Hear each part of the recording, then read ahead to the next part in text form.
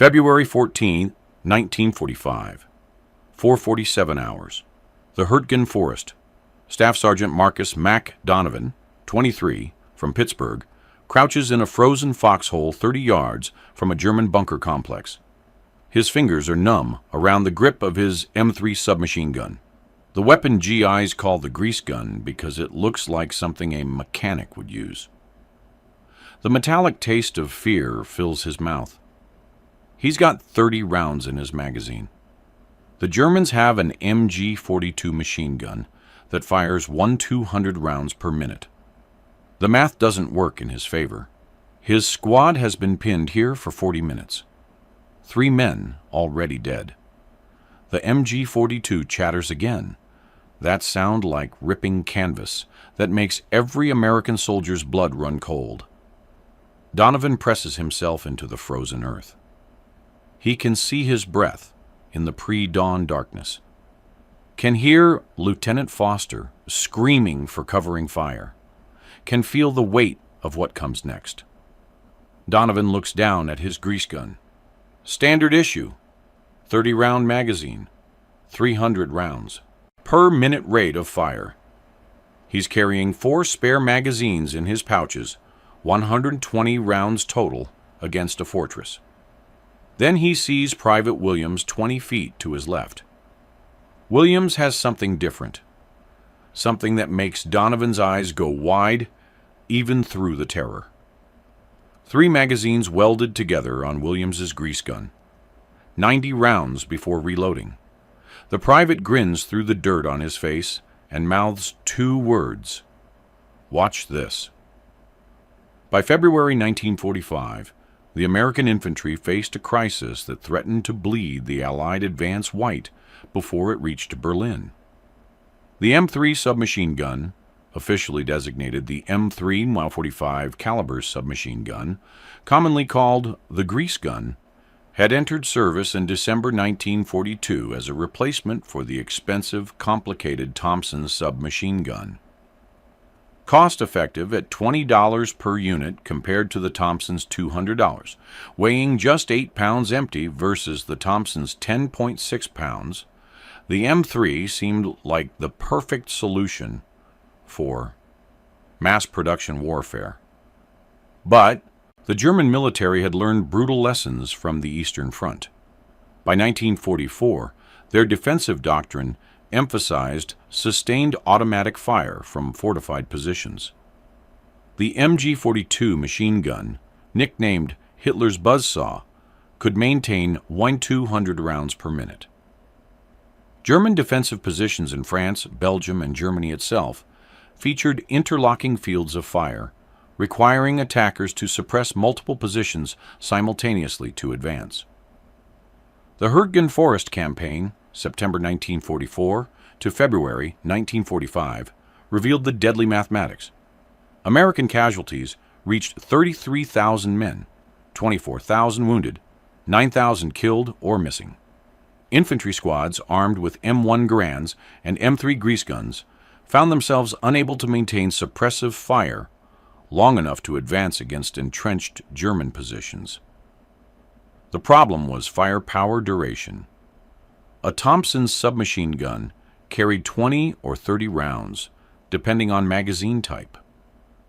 The M3 grease gun held 30 rounds in its standard box magazine. Against a German MG-42 team that could fire 1/200 rounds before overheating, American infantry couldn't sustain fire long enough to allow squad maneuvers. Squad tactics required covering fire while elements advanced by bounds. Standard doctrine called for one fire team to suppress enemy positions while another team moved.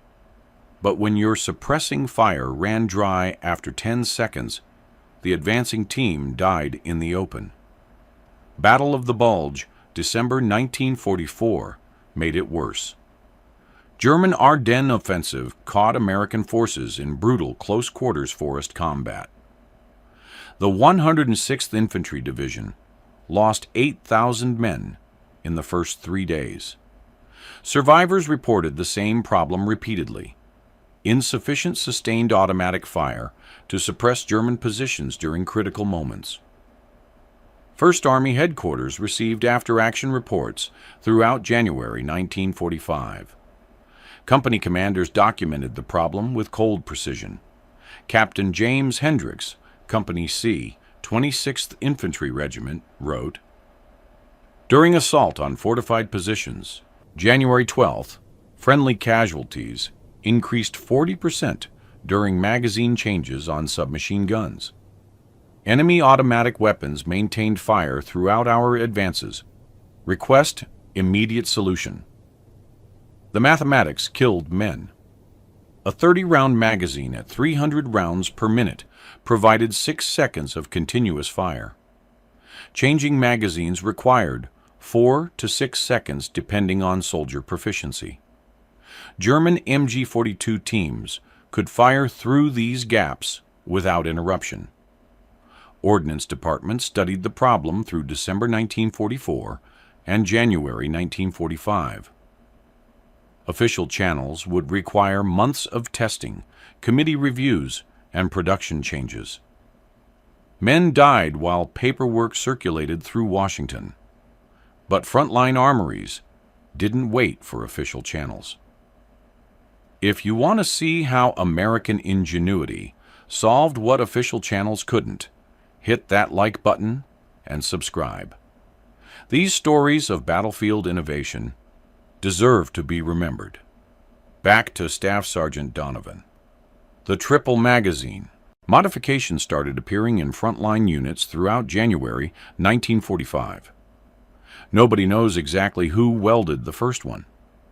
Some historians credit the 1st Infantry Division's armory at Verviers, Belgium. Others point to the 9th Infantry Division's maintenance company near Düren, Germany. What matters is that by early February, the modification was spreading through 1st Army units like wildfire. The design was brutally simple. 3 standard M3 30-round magazines welded side by side into a single unit. Total capacity, 90 rounds. Total weight, 4.2 pounds loaded compared to 1.4 pounds for a single magazine. The magazines positioned parallel to each other, offset slightly to allow the feed lips to align with the M3's magazine well. Armory sergeants used whatever welding equipment they had. Some used arc welders. Others used acetylene torches. The welds didn't need to be pretty. They needed to hold under combat stress. Most attached thin metal plates on the back and front surfaces, creating a rigid assembly. Some added metal straps. A few used steel wire wrapping. The modification required precision in one critical area: feed angle. The M3's magazine well-accepted magazines at a specific angle and depth. The center magazine of the triple assembly needed to maintain this exact positioning. Side magazines could shift slightly, but the center feeding magazine had to lock solidly. Weight distribution was the second engineering challenge. A loaded triple magazine assembly weighed 4.2 pounds, hanging from the weapon's magazine well. The M3's sheet metal construction wasn't designed for this stress. Early versions bent the magazine housing or cracked the spot welds around the receiver. Armorers solved this with reinforcement plates. A curved steel plate attached to the forward grip area distributed the weight across a larger surface area of the receiver. Some versions used a leather strap from the barrel jacket to the magazine housing to transfer weight to the barrel assembly. The triple magazine system worked on a simple principle: sustained fire without magazine changes. A soldier could fire 90 rounds continuously, 30 seconds of full automatic fire at the M3's 300 rounds per minute cyclic rate. More importantly, controlled bursts of 5 to 10 rounds could suppress a position through an entire squad movement without reloading. Lieutenant Colonel Robert Hayes, 18th Infantry Regiment, saw the first test firing at Verviers on January 28, 1945. He described it in a letter declassified in 1982. The damned thing looked like something from a comic book. 3 magazines sticking out like a steel hand. But when Sergeant Morris opened up, I counted to 30 before he ran dry. 30 seconds of continuous fire from a grease gun. The look on Captain Morrison's face was something I'll never forget. The name came from German prisoners. Throughout February and March 1945, captured Wehrmacht and Waffen-SS soldiers used variations of the same phrase, Endloser Sturm, endless storm. One prisoner, Gefreiter Hans Kleist, of the 12th Volksgrenadier Division, told interrogators on March 3, 1945, "We called them the endless storm guns. The Americans would fire and never stop. We knew the grease gun had 30 rounds. We counted. But these never ended. Some men broke and ran." By mid-February, frontline armories couldn't produce triple magazines fast enough. The 1st Infantry Division's armory at Verviers received 400 M3 submachine guns for modification in the first week of February. They delivered 127 completed triple magazine assemblies. The 9th Infantry Division's armory at Düren converted 218 weapons between February 5 and February 28. Standard operating procedure emerged through trial and error. Soldiers carried the weapon with the triple magazine attached. Spare single magazines went in ammunition pouches for reload situations. The triple magazine wasn't designed to be changed in combat. It was designed to eliminate the need to change magazines during critical moments. February 14th, 1945. 4:48 hours. Donovan watches Private Williams rise from his position. The kid, and Williams is a kid, 19 years old from some town in Ohio, moves with the triple magazine grease gun at his hip. The weapon looks ungainly. 3 magazines welded together catch the dim light. 90 rounds ready to fire. Williams doesn't run. He walks, stride purposeful. The MG-42 in the bunker hasn't seen him yet. Donovan knows what comes next. Knows the mathematics have changed. Knows Williams has 30 seconds of continuous fire. The German machine gun traverses. Finds Williams. The muzzle flashes start. Williams fires first. The grease gun's slow, deliberate chatter, thump, thump, thump, thump, fills the forest. Tracer rounds every 5th round. Donovan can see them arc toward the bunker. 40 yards. Williams walks forward, firing. The triple magazine system allows sustained fire without the desperate reloading that gets men killed. 10 seconds, 20 rounds expended. Williams still firing. The German MG-42 goes silent. Donovan sees movement in the bunker aperture. Germans trying to reposition. Williams keeps firing. 30 seconds, 60 rounds down the range. Lieutenant Foster screams, "Now! Move now!" Donovan launches from his foxhole. 6 other men move with him. The distance closes, 35 yards, 30 yards. Williams still firing. The sound doesn't stop. Germans in the bunker can't return fire. Williams' sustained stream of 45 caliber rounds keeps them pinned. Every time they try to expose themselves to aim, another burst forces them down, 25 yards. Donovan's lungs burn. Williams burns through his 90th round, finally stops, drops behind cover to reload with a standard magazine. But the gap doesn't matter anymore. The squad has closed to grenade range. Foster throws first. The Mark II fragmentation grenade arcs perfectly through the bunker aperture. 2 seconds. 3. The explosion is muffled by concrete, screaming from inside. 2 more grenades. The MG-42 goes permanently silent. Total time from Williams' first shot to bunker neutralization, 48 seconds. Friendly casualties, 0. Enemy casualties, 6 Germans dead, 3 wounded, 4 captured. Later that morning, after the position is secure, Donovan examines Williams' triple magazine system. The welds held, no failures, no jams. The weapon fired 90 rounds without interruption. Captain Hendricks requests 12 more for the company. By that evening, Donovan has his own. The next engagement comes February 16th, 1945. 13:20 hours. Village of Schmidt, Germany. Company C assaults a German-held factory complex. 4 buildings, estimated enemy strength 40 to 60 soldiers. Donovan's squad draws the main building. 3 stories, brick construction, multiple firing positions. Standard assault doctrine says they'll need artillery or armor support. They have neither. Donovan has 4 men with triple magazine grease guns now. The plan is simple. The mathematics are better. The assault begins.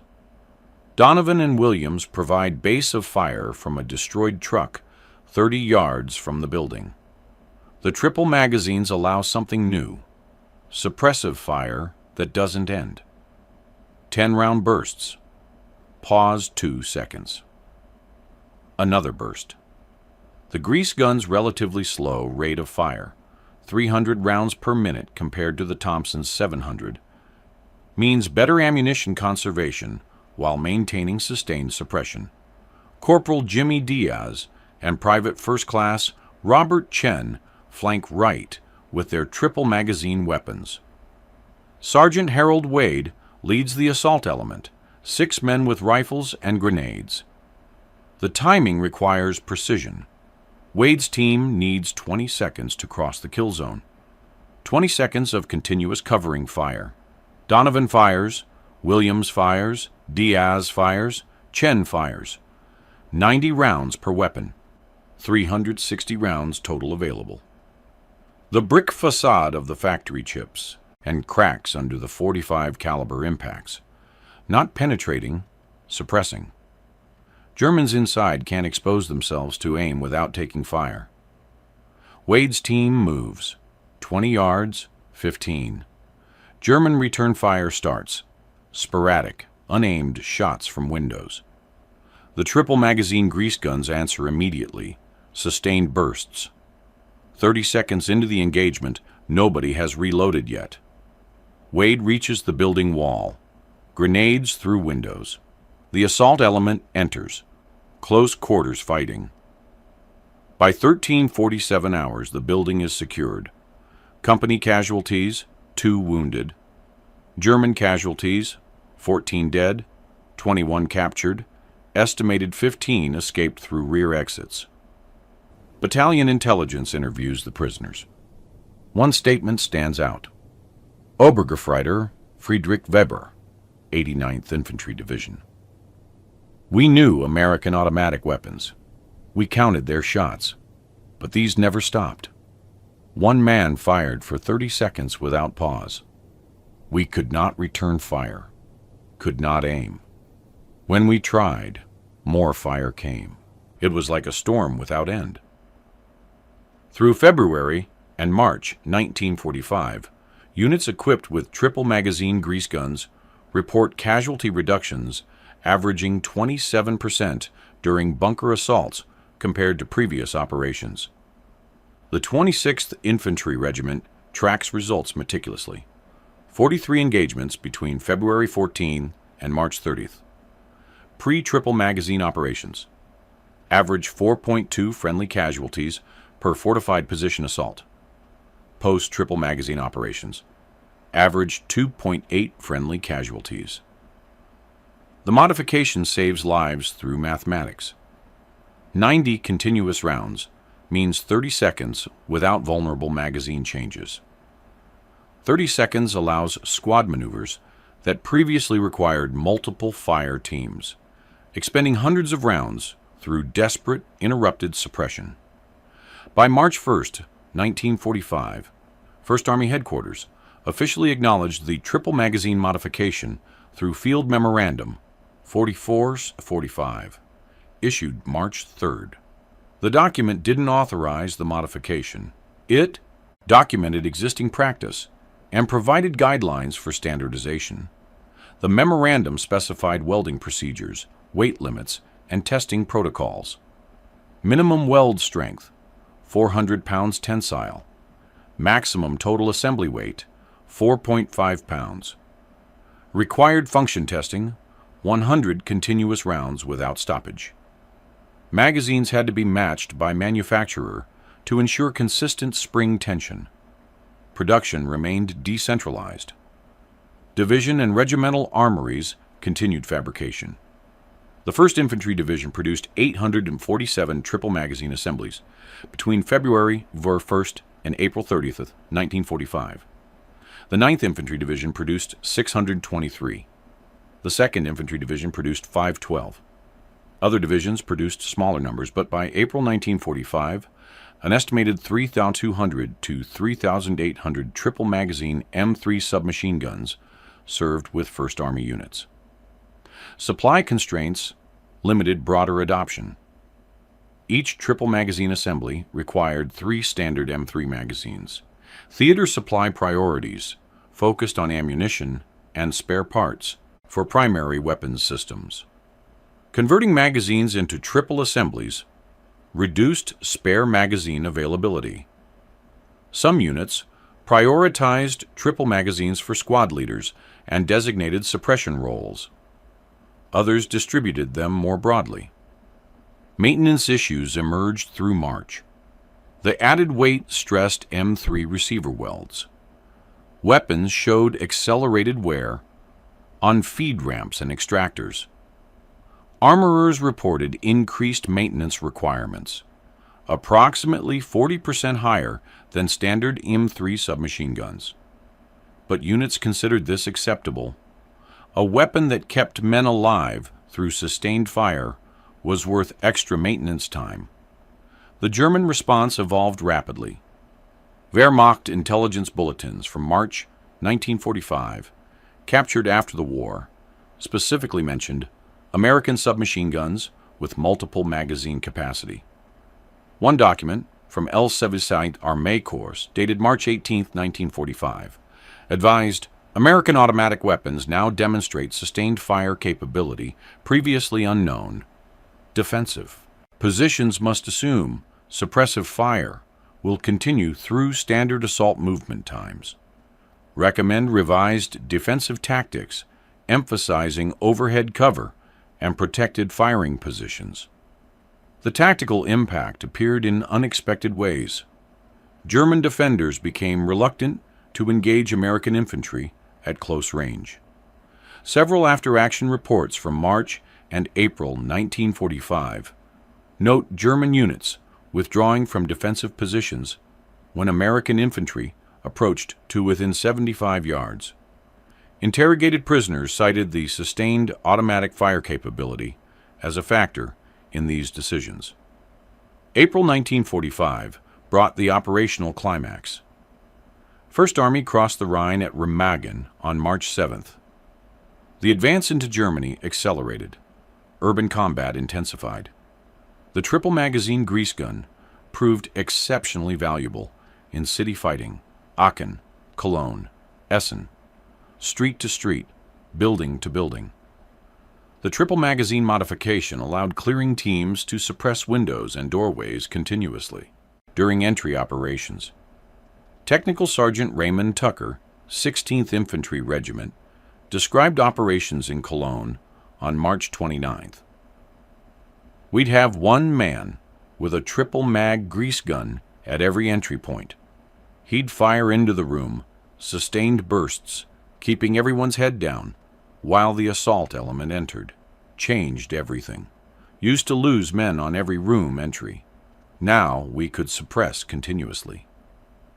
Enemy equipment captured in April showed German attempts to replicate the concept.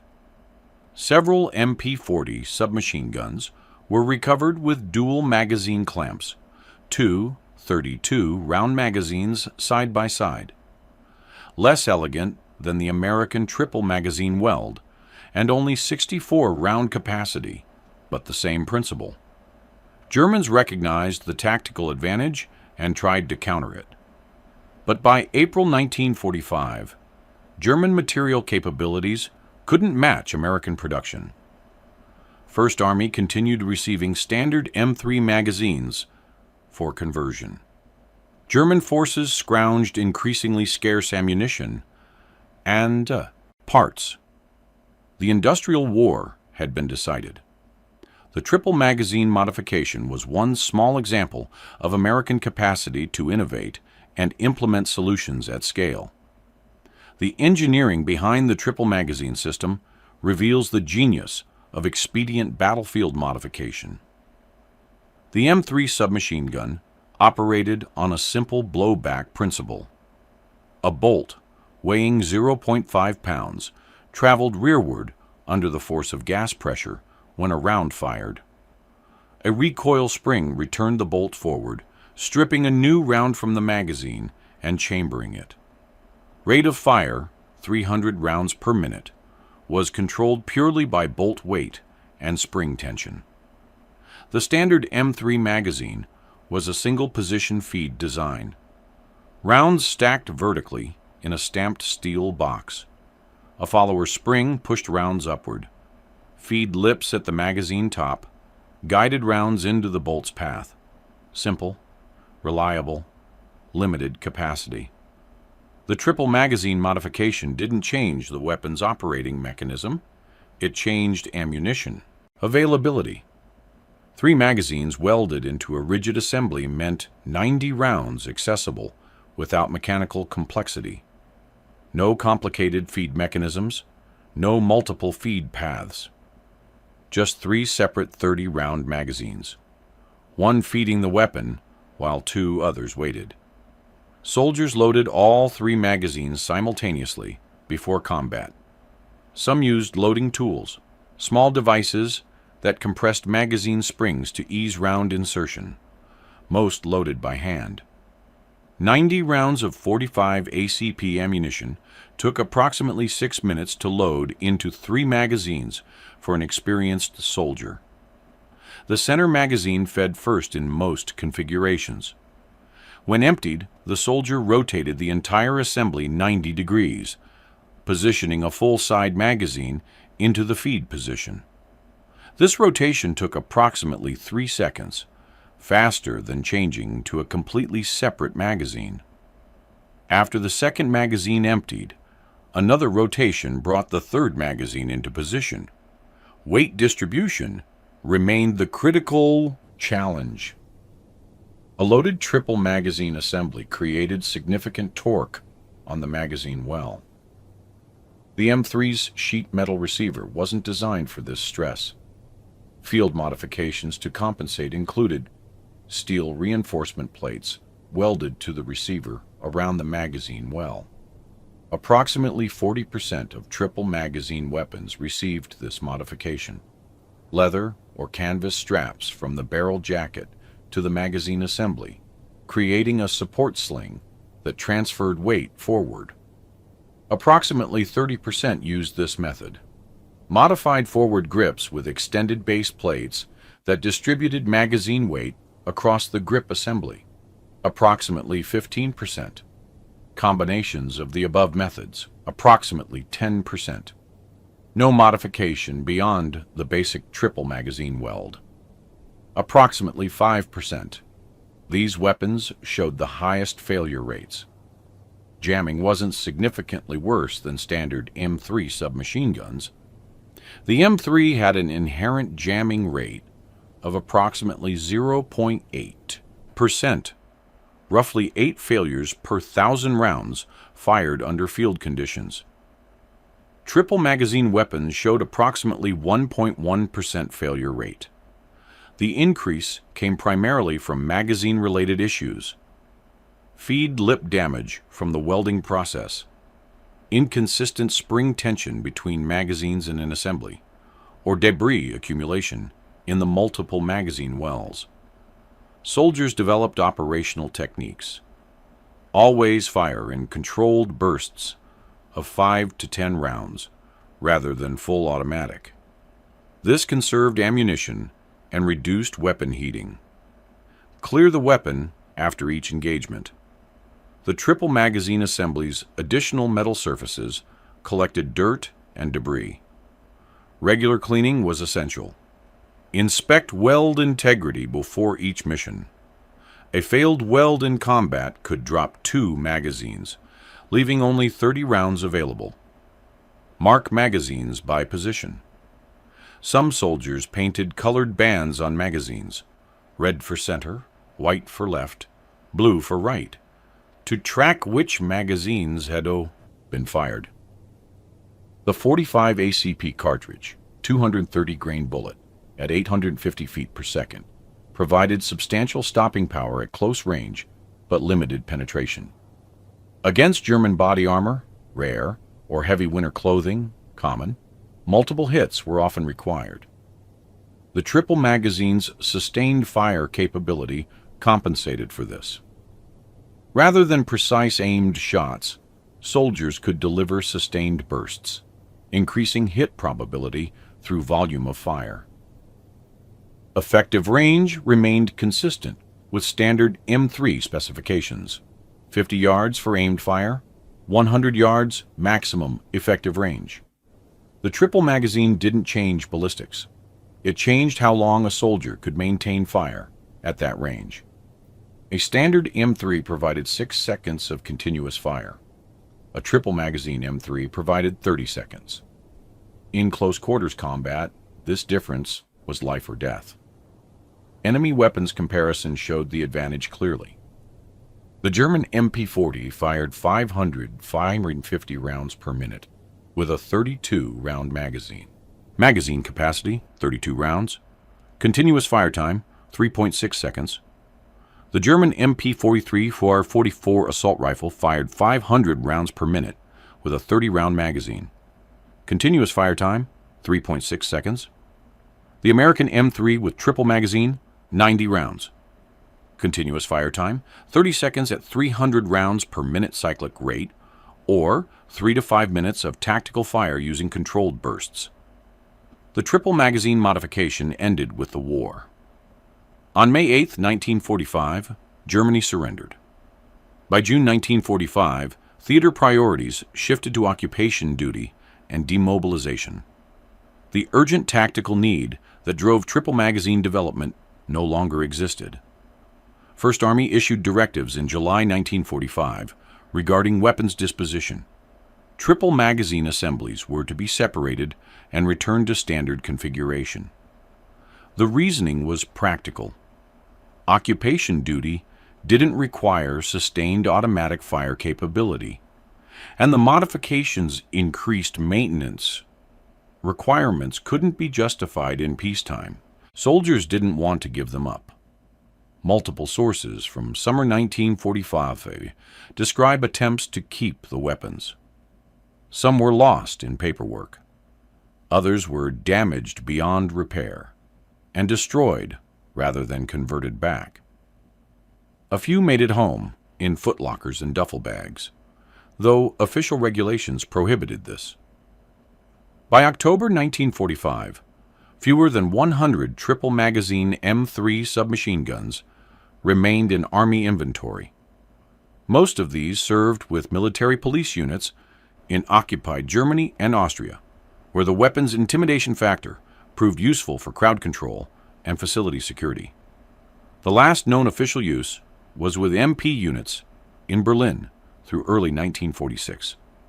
The Korean War, June 1950 to July 1953, saw renewed interest. Some Army armorers remembered the triple magazine modification from World War II.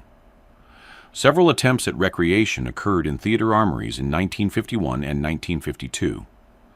But the M3 submachine gun itself was being phased out, replaced by the M1E M2 carbine for most infantry roles. The EU triple magazine concept didn't gain traction. The modification was never officially classified, but it wasn't publicized either. Army small arms development focused on new weapons rather than field expedient modifications to obsolete systems. The M3 grease gun remained in limited use through the 1950s and 1960s, primarily with armored vehicle crews and special units, but always in standard configuration. Modern military forces use similar principles with different technology. The M249 Squad automatic weapon, introduced in 1984, fires 200-round belts, providing sustained suppressive fire. The concept, sustained automatic fire to suppress enemy positions during squad maneuvers, matches exactly what the triple magazine grease gun accomplished in 1945. The engineering is more sophisticated, but the tactical application is identical. Collectors occasionally find triple magazine M3 submachine guns. Most are deactivated or registered with the Bureau of Alcohol, Tobacco, Firearms, and Explosives as National Firearms Act weapons. Authentication is challenging, determining whether a triple magazine assembly is a genuine World War II field modification or a modern reproduction requires careful examination of welding techniques, magazine matching, and receiver modifications. Museums hold a few examples. The National World War II Museum in New Orleans displays one triple magazine M3, donated by a veteran's family in 2003. The West Point Museum has two in storage, not currently displayed. The Smithsonian National Museum of American History holds one in its military history collection, catalog number 2007.0156.04. Staff Sergeant Marcus Donovan survived the war. He returned to Pittsburgh in September 1945, worked 42 years at a steel mill, raised 3 children. He kept a photograph from Germany. His squad posed with their weapons. 4 men holding triple magazine grease guns. He would sometimes point to the photo and tell his grandchildren, "That thing saved my life 6 times I can count." Private Donald Williams, the kid from Ohio who walked into machine gun fire on February 14, 1945, received a Silver Star for his actions that morning. He survived the war, returned home to Youngstown, opened a hardware store. He kept his service records in a safe deposit box. In the 1980s, he spoke at local schools about his war experience. When asked what he remembered most clearly, he always said the same thing: the sound of 90 rounds firing without stopping, the sound of staying alive. Lieutenant Colonel Robert Hayes, who witnessed the first test firing, continued his Army career, retiring as a colonel in 1961. His personal papers donated to the Army Heritage and Education Center in 2004 include letters and photographs documenting the triple magazine modification's development and use. His February 1945 correspondence provides the most detailed contemporary account of the modification's creation and implementation. The story remained largely unknown outside military history circles for decades. The men who used triple magazine grease guns rarely spoke about them specifically. They were just tools, expedient solutions to tactical problems. The weapons themselves mostly disappeared, converted back to standard configuration, destroyed or lost in the chaos of demobilization. But the principle survived. American military doctrine still emphasizes the importance of sustained suppressive fire during infantry assaults. Modern squad automatic weapons, helicopter door guns, and vehicle-mounted systems all provide what those welded-together magazines delivered in 1945. Enough firepower to keep enemy heads down while friendly forces advance. The German prisoners, who called them Endloser Sturm, endless storm, understood something fundamental. War is about mathematics, about firepower duration, about who can maintain suppression long enough to allow maneuver. The triple magazine modification changed that mathematics in favor of American infantry during the final months of World War II in Europe. It wasn't elegant. It wasn't officially sanctioned until it was already widespread. It wasn't a technological marvel, but it worked, and working was enough. These stories of innovation under fire deserve to be remembered. The men who welded magazines together in frontline armories. The soldiers who carried ungainly weapons into combat because those weapons kept their friends alive. The lives saved by simple solutions to complex tactical problems. If this story moved you, hit that like button. Subscribe to this channel for more deep dives into military history that doesn't make it into textbooks. Click the notification bell so you don't miss our next video about the weapons and tactics that changed warfare. Drop a comment telling me where you're watching from, or if you have family who served in World War II. These stories connect us to a generation that solved impossible problems through courage and ingenuity. To Staff Sergeant Marcus Donovan, Private Donald Williams, Lieutenant Colonel Robert Hayes, and the thousands of American soldiers who carried triple magazine grease guns through the final battles of World War II. Thank you. Your innovation is remembered. Your sacrifice is honored.